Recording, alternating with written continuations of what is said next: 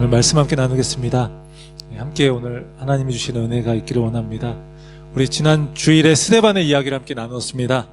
예루살렘 교회에 세워진 7 일꾼 중에서 스데반이 은혜와 능력이 충만해서 백성들 가운데 놀라운 일을 행했다라고 했습니다. 그러자 열성적인 유대교 신자들이 스데반을 공격했는데 그들은 지혜와 성령으로 말하는 그런 스데반을 당해내지 못했습니다. 스데반과 논쟁에서 이길 수 없게 되니까 이들이 거짓 증인들을 매수해서 이제 스데반을 공회 재판에 회부하게 됩니다. 핵심적인 제목은요, 성전과 율법을 모독했다라는 겁니다. 이걸 이제 기억해 두시면 되겠어요. 계속해서 성전과 율법을 모독했다. 결국은 하나님을 모독했다라는 거예요. 그들이 스데반을 재판에 넘기면서 했던 주장이 그 요점이 이제 사도행전 6장 14절에 나옵니다. 본문을 보겠습니다. 그의 말에 이 나사렛 예수가 이곳을 헐고 또 모세가 우리에게 전하여 준 규례를 고치겠다 함을 우리가 들었노라. 제가 그래서 파란색으로 이곳은 성전이고 규례는 율법을 이야기한다라고 이렇게 적어놨습니다. 이곳은 성전을 말하는 거예요. 그러니까 거짓 증인들을 매수해서 그 거짓 증인들이 예수가 성전을 헐고 모세 율법을 다 뜯어 고치겠다라고 했다. 이것을 스데반에게서 들었다. 이렇게 증언한 겁니다.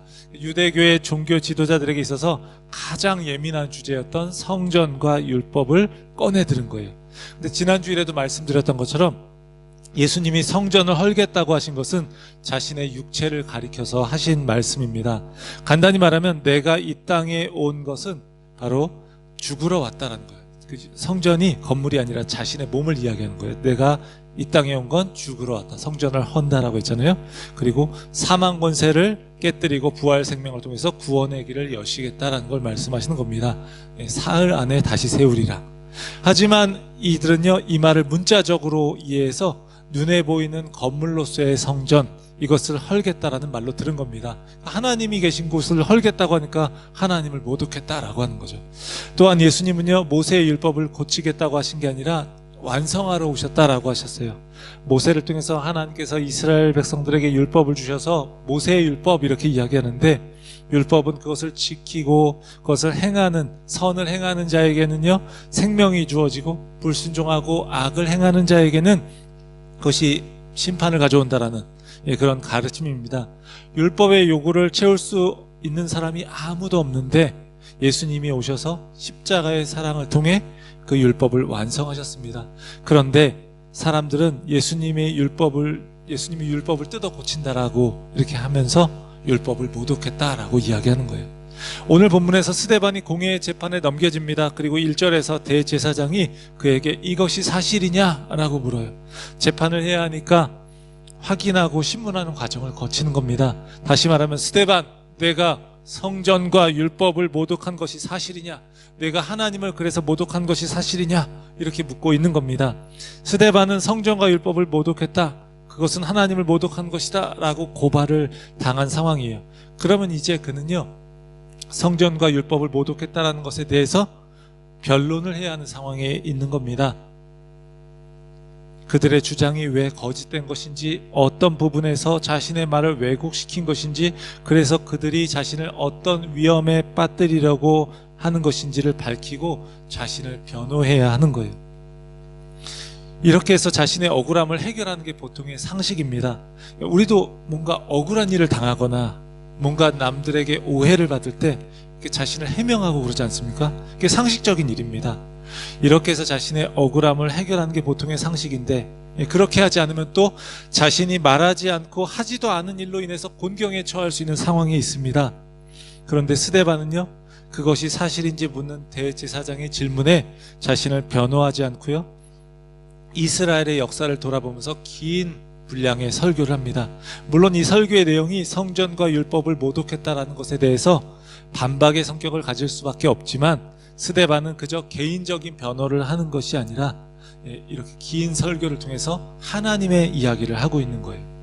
스데반은요, 설교를 통해서 아브라함으로부터 시작해서 솔로몬의 성전 건축에 이르기까지, 그것을 통해서 또 지금에 이르기까지, 그 당시에 이르기까지를 설교로 풀어내고 있습니다. 사도행전 7장 2절에서 53절까지의 내용이 설교의 내용이에요. 사도행전 그 7장 2절에서 53절까지. 그 사도행전에서 나오는 설교가 여러 개 있는데 그 중에서 가장 긴 설교입니다. 그리고 이 설교를 한번 하고 스데반은 순교하게 됩니다. 스데반이 이 설교를 통해서 하고자 하는 그 이야기가 무엇인지 우리가 살펴볼 텐데요. 분량이 굉장히 많아서 좀 나눠서 살펴보도록 할 예정입니다. 분량이 많아서 내용도 좀 나눠서 살펴볼 예정이고, 사실 우리 성경 봉독하시는 분들이 굉장히 또 힘들 것 같아서 53절까지 하면 그렇습니다. 오늘 본문에서는요, 스데반이 아브라함, 이삭, 야곱, 요셉으로 이어지는 창세기의 족장들의 이야기를 합니다. 그 중에서도 주로 다루는 인물은요, 아브라함과 요셉의 이야기예요. 족장들에게 나타나신 하나님에 대한 이야기를 하고 있습니다. 아브라함과 요셉에게 나타나신 하나님의 이야기를 통해서 스데반이 말하고자 하는 바가 무엇인지 우리가 함께 살펴보기를 원합니다. 그래서 아브라함의 이야기, 요셉의 이야기로 두 가지로 나눠보도록 하겠습니다. 아브라함은요, 그 백성에게 나타나시고 약속을 지키시는 하나님, 그 하나님을 보여주고 있어요. 스데반이 먼저 유대인들이 믿음의 조상으로 여기는, 정말 그들이 추앙하고 있는 아브라함의 이야기로부터 시작합니다. 아브라함에게 나타나셨던 하나님으로부터 메시지를 풀어나가기 시작해요. 2절 3절에 이렇게 써 있습니다. 스데반이 이르되 여러분 부형들이여 들으소서. 우리 조상 아브라함이 하란에 있기 전 메소보다미아에 있을 때 영광의 하나님이 그에게 보여 이르시되 내 고향과 친척을 떠나 내가 내게 보일 땅으로 가라 하시니. 스데반은 이런 이야기를 하고 있는 겁니다. 아브라함이 메소포타미아, 좀 더 자세히 정확하게 이야기하면 갈대아 우르 지역에 있을 때 영광의 하나님이 그에게 나타나셨다라는 거예요. 하나님이 그에게 임재하셨고 그에게 함께 하셨다는 겁니다. 스데반이 하는 이 말을 통해서 무엇을 우리는 알 수 있는 건가요? 하나님은 그들이 생각하는 것처럼, 유대인들이 생각하는 것처럼 예루살렘이 있는 성전에만 나타나신 것이 아니라 그렇게 먼 이방 땅에도 나타나셨다는 겁니다. 흔히 우리는 예수님이 성전입니다, 또 이제 예수 그리스도를 믿는 우리가 성전입니다 라고 우리가 귀에 못이 박히도록 들었기 때문에 지금은 그래, 그건 알아듣겠어. 그런데 구약시대에는 그래도 예루살렘 성전이 하나님이 계신 곳이잖아, 이렇게 생각할 수 있습니다. 물론 그것도 맞지만 더 나아가 보면 그게 100% 맞는 건 아닐 수 있다는 거예요. 예루살렘 성전이 지어지기 훨씬 전부터 하나님께서 사람들을 만나주셨다는 것을 스데반은 말하고 있는 겁니다. 성전에 하나님의 영광이 가득했어요. 성전에는 그런 말들을 많이 이제 성경에서 씁니다. 근데 성전에만 하나님의 영광이 임재하는 것처럼, 가득한 것처럼 우리 생각하는데, 영광의 하나님이 지금 갈대아 우르에 있었던 아브라함에게 나타나셨다라고 이야기하는 거예요. 갈대아 우르 지역은요, 우상을 섬기던 지역입니다. 아브라함의 아버지였던 데라는 우상을 만드는 일을 했었습니다. 우상을 섬기는 그 부정한 땅에 거룩하신 하나님이 임재하셨다는 거예요. 스데반은 이 이야기를 통해서 영광의 하나님이 그들이 영광스럽게 여기고 있는 이 성전 건물에만 계신 것이 아니라 언제 어디서든 나타나실 수 있다라고 말하는 겁니다. 하나님이 임재하시는 것은 하나님의 주권이라는 거예요. 하나님은 아브라함을 그 땅에서 불러내셔서 어디로 가도록 하십니까? 지금의 팔레스타인 지역인 이스라엘 땅, 가나안 땅입니다. 그곳으로 아브라함을 부르셔서요, 하나님은 그에게 약속을 주십니다. 그 약속, 근데 그 5절에서 7절의 말씀을 보면 하나님이 뭐라고 말씀하시는지 한번 보겠습니다. 그러나 여기서 발붙일 만한 땅도 유업으로 주지 아니하시고 다만 이 땅을 아직 자식도 없는 그와 그의 후손에게 소유로 주신다고 약속하셨으며, 하나님이 또 이같이 말씀하시되 그 후손이 다른 땅에서 나그네가 되리니 그 땅 사람들이 종으로 삼아 400년 동안을 괴롭게 하리라 하시고, 또 이르시되 종 삼는 나라를 내가 심판하리니 그 후에 그들이 나와서 이곳에서 나를 섬기리라 하시고. 하나님이 아브라함을 갈대아 우르에서 불러내시고 가나안 땅으로 인도하시면서 약속을 주셨습니다. 땅과 후손에 대한 약속입니다. 이게 아브라함의 이야기의 핵심이에요. 그러니까 땅과 후손, 이게 아브라함 이야기의 핵심이에요. 그거 항상 늘 기억하시면 좋겠습니다. 하나님께서 아브라함을 부르셔서 그를 통해서 민족을 이루시는 것은 무엇을 위한 거죠? 그를 통해서 온 세상을 구원하시기 위함입니다. 아브라함은 그렇게 평생을 땅과 후손에 대한 약속을 바라보면서 살았어요. 근데 물론 그것을 다 얻지 못했지만, 땅에 대한 이야기를 먼저 하면요, 아브라함이 하나님의 말씀을 듣고 갈 바를 알지 못하고 가나안 땅에 왔어요. 그런데 그가 받은 것은요, 그런 가나안 땅 전부 그 넓은 땅이 아니었습니다. 그저 땅을 주시겠다는 약속이었어요. 그것도 금방 주시겠다는 게 아니라 400년 후에 이루어질 약속이라는 거예요. 만약에요, 제가 여러분에게 만불을 여러분에게 드리겠습니다. 뭐 10만 불을 드리겠습니다. 예, 그렇게 했는데 그 다음에 그렇지만 400년 후에 드리겠습니다. 이러면 여러분 어떻게 하실 건가요? 예, 저 사람이 나를 놀리나? 예, 이렇게 생각할 겁니다. 아브라함이 들었던 약속이 바로 그런 거예요. 하나님께 들었던 게.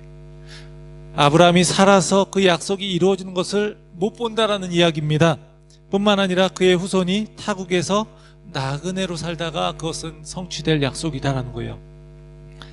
결국 아브라함은요, 가나안 땅에서 자신의 땅을 갖지 못했어요. 그가 했던 일이 무엇입니까? 그의 아내였던 사라가 죽었을 때 헤브론 땅에 막벨라 굴을 샀던 것 뿐이에요.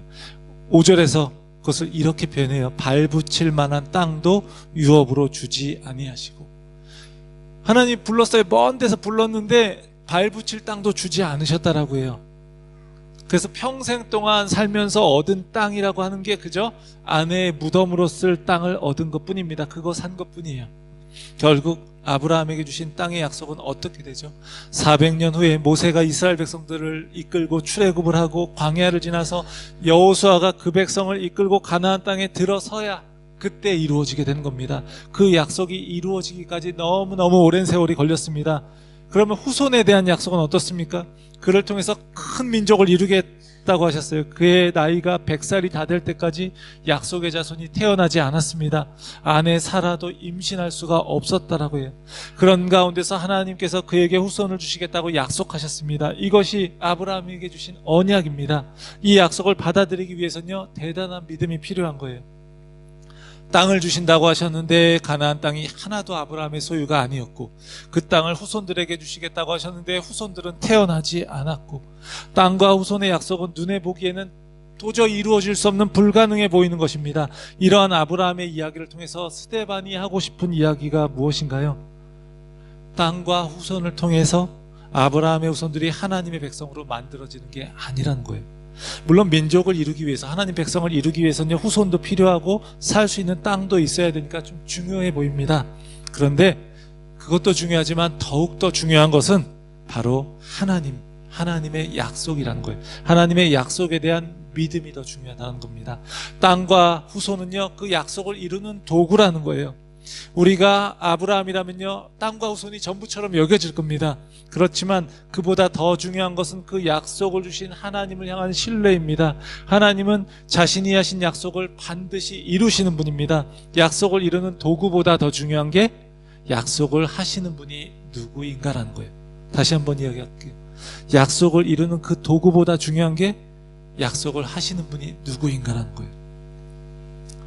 사실 아까 말씀드린, 제가 만불을 드린다고 해도 여러분은 잘 믿지 않을 거예요. 400년을 떠나서 준다고 해도 약속을 하는 사람이 만불을 가질 능력이 없어 보이기 때문에, 예, 그래요. 약속을 이루시는 그 하나님을, 예, 바라보는 겁니다. 아브라함도요, 하나님을 향한 믿음이 깊어지는 과정이 필요했어요. 우리하고 달라서 그 사람은 대단한 믿음을 가진 사람, 이렇게만 생각하지 말고요. 아브라함도 그 믿음이 깊어지는 과정이 필요했습니다. 약속의 자녀인 이삭을 기다리다 못해서 이스마엘을 낳기로 했습니다. 하지만 그가 100살 때 이삭을 낳았을 때요, 그는 하나님을 철저히 신뢰하는 사람이 되어 있었습니다. 그래서 이삭을 바치라고 하는 그 명령에도요, 그는 기꺼이 하나님께 바치고자 했어요. 하나님의 약속을 믿었기 때문입니다. 스데반이 알고 있는 하나님은요, 아브라함에게 영광 중에 나타나셨고요, 그의 삶을 이끄실 뿐만 아니라 그를 돌보시고 약속하시는 것을 꼭 이루시는 신실하신 하나님이라는 거예요. 아브라함만 아니라 그의 후손인 자신의 백성들을 돌보시고 해방시키고 그들을 통해서 약속을 이루시는 분이라는 거예요. 결국 그 후손이 어디까지 이어지죠? 예수 그리스도까지 이어지고요, 또 예수 그리스도를 믿음으로 고백하는 영적인 아브라함의 후손인 우리까지 이어지는 겁니다. 스데반은 그런 이야기를, 구원 역사를, 하나님의 구원 역사, 하나님의 이야기를 쭉 하면서 자신이 결코 하나님을 모독하지 않았다, 성전과 율법을 모독했다, 하나님을 모독했다라고 들었는데 자신은 결코 하나님을 모독하지 않았다라고 말하는 거예요. 또한 아브라함은 이삭을 낳고 8일 만에 할례를 행했다고 합니다. 하나님이 그에게 할례의 언약을 주었다고 8절에서 이야기해요. 아브라함이 믿음과 땅의 후손에 대한 하나님의 약속을 신뢰하는 그 표지로서, 그 하나님 백성을 만드는 그 표지로서 그 주신 게 할례라는 거예요. 할례는 그 생식기의 포피를 잘라내는 겁니다. 이것을 통해서 말하는 것은요, 하나님의 약속은 인간의 능력에 의해 달려있는 것이 아니다. 인간의 생식 능력에 달려있는 게 아니라 하나님의 창조의 능력을 통해서 이루어진다는 걸 고백하는 겁니다. 그래서 할례를 가지고 뭐 율법을 지키는지 안 지키는지 막 따지기도 하고 그것을 되게 중요하게 여겼지만, 이것이 보여주는 건요, 인간의 능력이 아닌 하나님의 은혜를 보여주는 겁니다. 이 할례 언약이 신약으로 오면 뭐죠? 세례입니다. 세례. 그리스도 안에서 옛사람이 죽고 다시 태어나는 걸 상징하는 세례라는 거예요. 영적인 출생. 그렇죠? 예, 할례를 통해 이 육적인 출생도 하나님에 의해 이루어지는 거라면 영적인 출생도 하나님을 통해 이루어진다는 거. 이게 눈에 보이도록 하는 게 세례라는 거예요. 구약의 할례가 신약으로 넘어오면 세례를 의미하는 거예요. 이 믿음이 있을 때, 자녀가 태어날 믿음이 있을 때, 그는요 이미 임신할 수 없는 사라의 몸에서 자녀가 날 것을 볼 수 있는 겁니다. 하나님의 약속에 대한 믿음이 있을 때, 그 믿음으로 얻은 약속의 자녀가 바로 이삭이라는 거예요. 그리고 그 이삭에게서 태어난 야곱을 통해 12아들이 태어나고요, 이스라엘 민족이 생겨나는 겁니다. 실제로 아브라함은 몇 명 못 보고 죽었어요. 그렇죠? 하늘의 별과 같이 바다의 모래같이 너의 자손이 많을 것이다 라고 하나님이 그 비전을 보여주셨는데, 아브라함은 실제로 몇 명 못 봤어요. 하늘의 별과 바다의 모래하고는 상대도 안 되는 그냥 몇 명만 보고 죽었어요. 그렇지만 약속을 바라보면서 살다가 그 생을 마쳤습니다. 그리고 그것을 이루어질 것들을 보았습니다. 아브라함과 이삭과 야곱의 이야기, 그리고 주로 아브라함의 이야기를 다루었지만, 이 이야기를 통해서 스데반은 말하고 있는 겁니다. 인간이 하나님을 만나는 것은 전적으로 하나님의 주권과 은혜와 사랑이지 인간의 능력이나 공로나 어떤 자격에 의한 게 아니라는 겁니다. 아브라함을 비롯한 족장들의 과 같이 하나님 한 분만을 의지하기 때문에 바랄 수 없는 중에도 바라고 그분을 신뢰하는 것, 이것이 바로 하나님이 원하시는 그 하나님 백성의 모습이라는 겁니다. 그리고 그렇게 하나님을 신뢰하는 백성들이 있는 곳이 어디든지 그곳은 하나님이 계시는 것입니다. 그러면 그곳이 성전이 되는 거예요.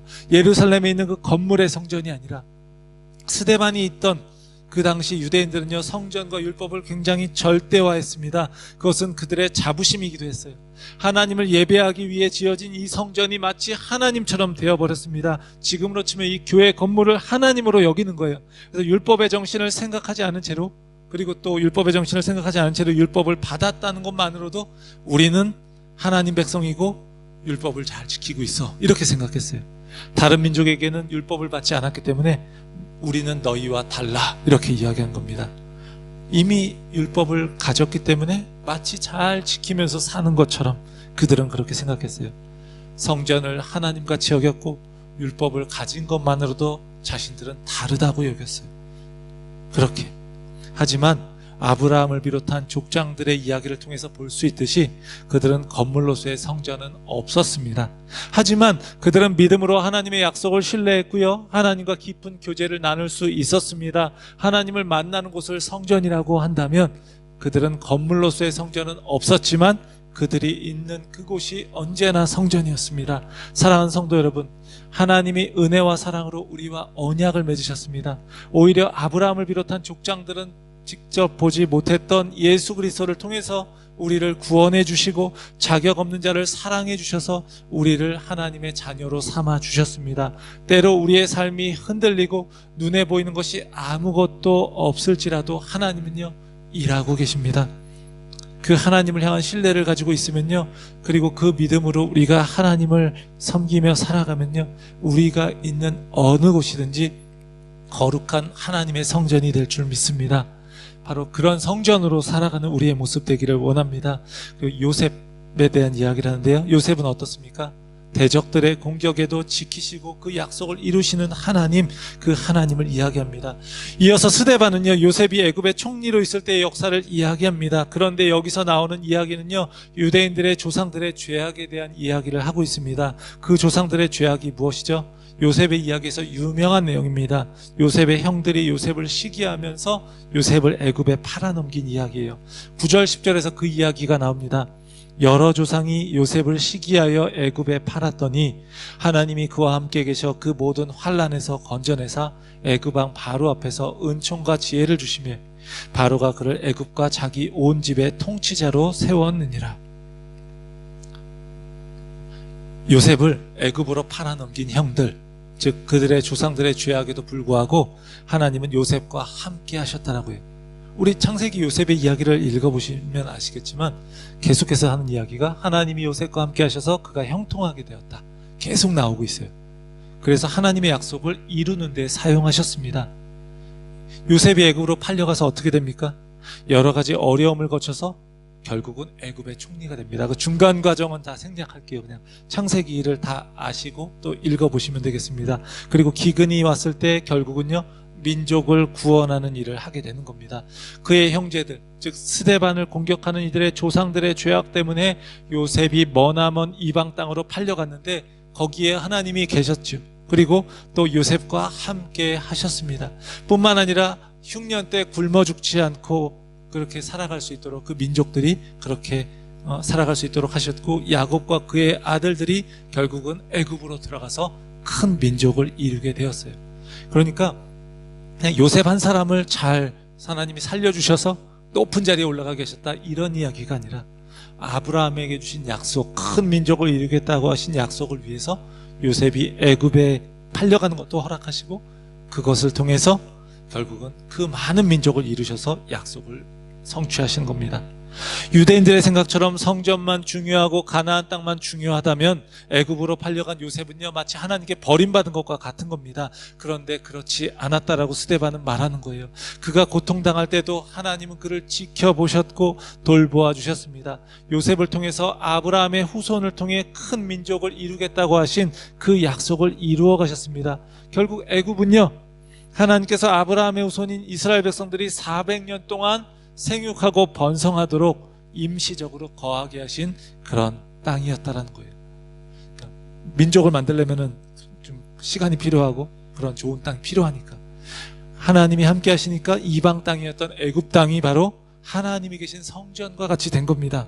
애굽이라는 이방 땅에 있지만 하나님의 약속을 바라보면서 살았던 그 백성들을 통해서 하나님은 이제 이미 임재하셨고 영광을 받으셨어요. 건물로서의 성전이 중요한 것이 아니라 하나님이 중요하다는 것을 보여주는 겁니다. 예, 건물 성전이 중요한 이유는요, 거기서 하나님을 예배하기 때문에 그런 거예요. 더 중요한 거, 진짜 중요한 건 하나님인 거예요.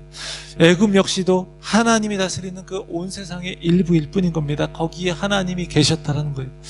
요셉의 이야기를 통해서 스데반은 바라보는 겁니다. 그를 핍박했던 유대인들의 조상들처럼 그들이 예수 그리스도를 대적해서 결국은 죽였다는 것을 그는 보고 이야기하는 거예요. 스데반은요, 하나님에게 대적하는 이들의 이야기를 이스라엘 역사 속에서 이해하고 있어요. 지금 너희가 예수 그리스도를 대적하는 것이 옛날부터 너희 조상 때부터 있었던 일이다 라고 말하는 겁니다. 요셉을 대적한 조상들의 이야기를 통해서 지금 그가 전하는 예수 그리스도의 복음 역시도 환영받지 못하고 있다는 것을, 공격받고 있다는 것을 그는 보고 있는 거예요. 하지만 그것을 통해서 요셉에게 하나님이 함께 하시고 일하셨던 것처럼 스데반은요, 하나님이 복음을 통해서 일하고 계심을 확신할 수 있는 겁니다. 그렇기 때문에 스데반은 결코 흔들리지 않고요, 당당하게 이스라엘의 역사를 통해서 일하신 하나님을 증거하면서 자신을 대적하는 이들에게 말할 수 있었던 겁니다. 사랑하는 성도 여러분, 삶에서 어려운 일을 겪어도 하나님은요, 늘 우리와 함께 하십니다. 믿으십니까? 뿐만 아니라 우리가 하나님을 붙들고 있으면요, 거기서부터 하나님은요, 새 일을 행하십니다. 요셉이 팔려간 것을 통해서 백성들을 구원하시는 그 큰 그림을 가지셨던 그 하나님이요, 우리 삶에서도요, 큰 그림을 그리실 것입니다. 그 하나님을 의지하면서 우리의 삶이 흔들리지 않고 견고한 믿음 가운데 있기를, 그리고 지금의 삶 속에서 어려움이 있을지라도 일하실 하나님을 기대하고 소망하기를 주의 이름으로 간절히 축원합니다. 사랑하는 성도 여러분, 스데반의 설교에 나오는 아브라함과 요셉의 이야기를 통해서 하나님은요, 하나님의 사람들과 어디서나 함께 하시고 지키시면서 그 약속과 그 뜻을 이루어 가시는 것을 우리는 보게 됩니다. 때로 우리의 삶에 겪는 여러 가지 아픔과 고통이 결코 무의미한 것으로 끝나지는 않을 겁니다. 우리가 하나님을 붙든다면요. 왜냐하면 그것이 무의미하지 않을 수 있는 것은 하나님이 계시기 때문입니다. 그 하나님을 신뢰하면서 우리가 그 하나님을 의지하여서 우리가 지금 여기서 우리가 있는 곳에서 이것이 예배당이든 그 예배당 밖의 삶이든 우리가 거룩한 성전으로 지어져 갈 수 있기를 주의 이름으로 간절히 축원합니다. 우리 이 시간 함께 찬양하고 기도하겠습니다. 아브라함과 이삭과 야곱과 요셉으로 이어진 그 족장들에게 나타나신 하나님의 이야기를 보면서 하나님은요, 하나님의 사람들에게 찾아오실 뿐만 아니라 언제 어디든 그 약속을 지키시는 분임을 우리는 보게 됩니다. 그 하나님의 함께 하심을 신뢰하면서 나에게도 함께 하시는 그 하나님, 우리 교회에 함께 하시는 하나님을 신뢰하면서 그분의 뜻을 따라 살아가는 그곳이, 우리가 살아가는 그곳이, 또 우리 이곳이 성전이 되기를 간절히 원하면서 우리 함께 찬양하기 원합니다. 내 아버지 그 품 안에서